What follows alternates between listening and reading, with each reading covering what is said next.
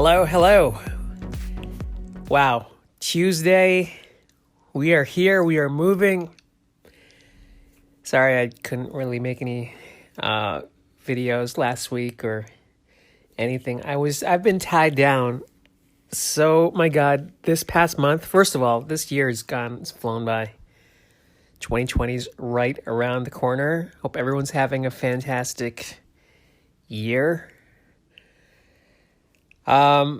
I don't know if I have or not. I just try not to judge anything and just whatever happens, happens. But man, I have not been able to do anything the past almost month. I've been trying to make videos and whatever, but I ended up booking a reality show, which I can't talk about. I mean, I signed an NDA. I can't talk about it or even mention it. But all I can tell you is I've been shooting this thing the past, 2 weeks. And I did a lot of prep for it. And it sucked up all my time. And I was really hesitant about doing it. And there's a reason why I'm mentioning this, even though I can't talk about it. Because I learned a valuable lesson, which just really made me more lucid about just life. Because doing the show forced me to just drop almost everything that I'm doing. And I always have like 60 things going at once. Like, it's probably my biggest problem is I can't say no to things, or I feel like I can do everything in life. And I'm sure people listening to this know that you get pulled in different directions and you feel like you have to keep up with your friends or the Joneses and you've got to do this and this and this. I mean, maybe that's why I even started this, because I felt like, comedians have got to have some kind of podcast where they've got to. But I generally do like helping people. I mean, that is something which I enjoy doing. And if this brings value to your life in any way whatsoever, then it's worth it. But I learned a lesson with this show that I was forced to drop everything and really give 200% towards the show. Because in my mind, I'm thinking, I'm already I'm 41. So I don't know how many more shots I'm going to get on TV. So I was like, I better make this count. So I dropped everything. I have not done stand-up in like 2 weeks almost. And, I cut down my jiu-jitsu. I was, not writing as much. I just put everything into this. Dude, I'm telling you, I've heard this before, like if you do one thing, you can excel. Man, I saw the results so night and day. Like I thought, man, if I just picked one thing my entire life, like you can it's almost like you're weighed down by rocks and you just let go of everything and you're just flying at the speed of light.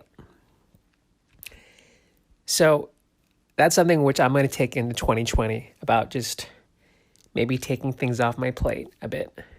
And I did that, I kind of did that with relationships. I feel like sometimes relationships can kind of hamper you down. I'm not saying be a hermit, live in a cave, but, there's certain things in life.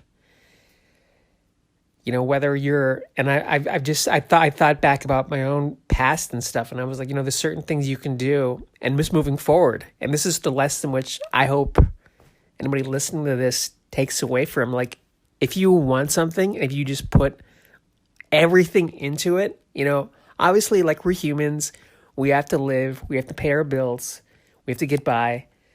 But man, there's something about just going all in on one thing and just, letting everything else kind of fall away.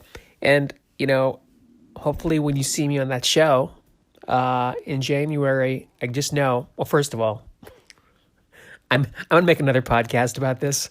But whatever I do on the show, know that I really was working my ass off on this show. Like, it's a physical show, and I did everything I could possibly do to make sure that I was at my best. And I felt great about it. I think there's this, not only like just, not only the results wise, but I think mentally, I think everything we do goal wise, you have to be mentally sound to be able to wake up and do something day after day. And I think that's where people start to fall apart, because when you, for example, I talk to my friends all the time who are like writers, and they start to break after a few years, right? Because you write stuff and it sucks because you're not good at what you do, right? Or even anything you do. I guess even I can talk about stand-up and acting because I know that world really well. Like stand-up comedy, I mean, it takes years and years to become a good stand-up comedian. Like you spend years just sucking. So imagine just doing stand-up comedy, going all in. Like even with that pressure and that drive, you're still going to suck.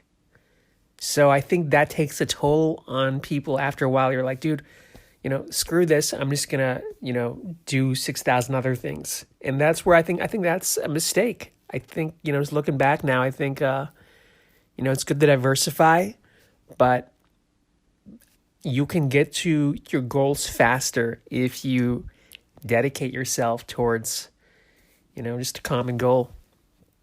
So anyways, that's what I learned this past month. I mean, who knows if I'll be able to stick with it. I mean, I've been trying really hard now to I have like another big audition coming up next week. So I've been trying to just be like, all right, dude, take this seriously and show up. And you know what? I don't know how many boxing fans there are here, but like I follow boxing, and I'm gonna tell this quick story, just even if you don't like boxing. So there's this guy named Anthony Joshua who's like champion from England, and he fought this guy named Andy Ruiz Jr. like back in June, and Anthony Joshua was like this overall favorite because he was like this champion guy from England, and he fought this guy out of weight. Andy Ruiz Jr. is kind of bigger guy. He looks like he's not in shape, but he really is. And so Anthony Joshua was supposed to just steamroll him.